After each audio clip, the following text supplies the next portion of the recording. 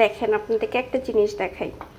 আমি জানি না কার কার মারা এরকম করছে, তবে আমরা যখন ছোট ছিলাম আমাদের যখন জ্বর ঠান্ডা কাশি হতো তখন হচ্ছে আমার মাকে দেখতাম এরকম হচ্ছে একটা চামিচে থাকতো, ডালের চামিচ থাকতো আলাদা, সেই চামিচে করে এরকম হচ্ছে রসুন, দেশি যে ছোট ছোট রসুনগুলো থাকতো ওগুলো কুচি করে নিত, না হয় ছেঁচা দিয়ে নিত, সরিষার তেলে হচ্ছে এভাবে হচ্ছে ভাজা ভাজা করতো তেলটা। আর হচ্ছে ভাজা হয়ে গেলে ঠিক আছে, এখানে যেরকম লালচা লালচা দেখা যাচ্ছে এরকম লালচা লালচা হয়ে গেলে নামাই দিত। তারপর হচ্ছে আর এই রসুনটা খেতে অনেক মজা, সরি, এই রসুনটা খেতে অনেক মজা, এটা খাওয়ার জন্য অনেক অপেক্ষা করতাম যে কখন দিবে আর খাবো। আর হচ্ছে এই তেলটা হচ্ছে আম্মা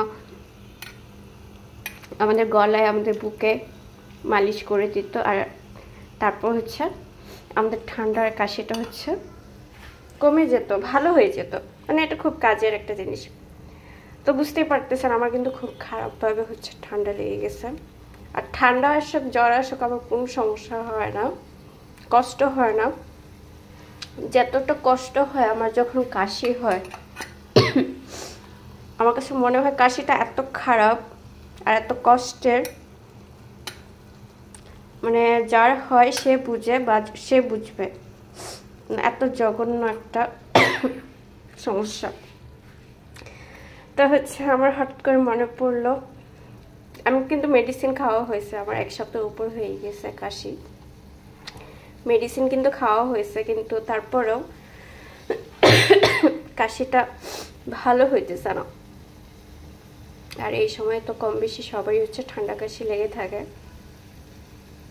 তো হঠাৎ করে মনে পড়লো যে মা তো ছোটবেলায় হচ্ছে আমাদের জন্য এটা করতো, আর কেন যেন আমার রসুনটা খেতে খুব ইচ্ছে উঠতেছিল। আচ্ছা চলো আমিও করে দেখি, আর তেলটা মালিশ করে যদি আমার একটু উপকার হয় হবে অবশ্যই ইনশাল্লাহ, যেহেতু আমার ছোটবেলা করে করতো অবশ্যই কাজে দিত, এটাও কাজে দিবে ইনশাল্লাহ। তো এই আর কি, অবশ্যই কমেন্ট করবেন যে কার কার মা এরকম করতো। তবে আমার মনে হয় খুব কম মানুষই হবে যাদের মা হচ্ছে এরকম করে, মানে এই প্রসেসটা ফলো করে নাই, এরকম হয়তো খুব কমই হবে।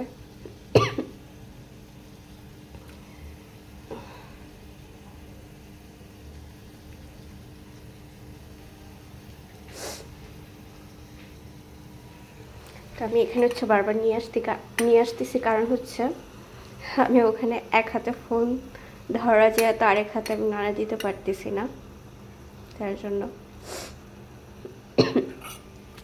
তবে ছোটবেলায় যে আম্মা করে দিত শুধু তাই নয়, এখনো যখন বাড়িতে যাই দেখে ঠান্ডা লাগছে বা জ্বর লাগছে, তখন হচ্ছে এভাবে করে দেয়, একদম এভাবে তেলটা গরম করে এনে বুকে মালিশ করে দেয়, গলায় মালিশ করে দেয়।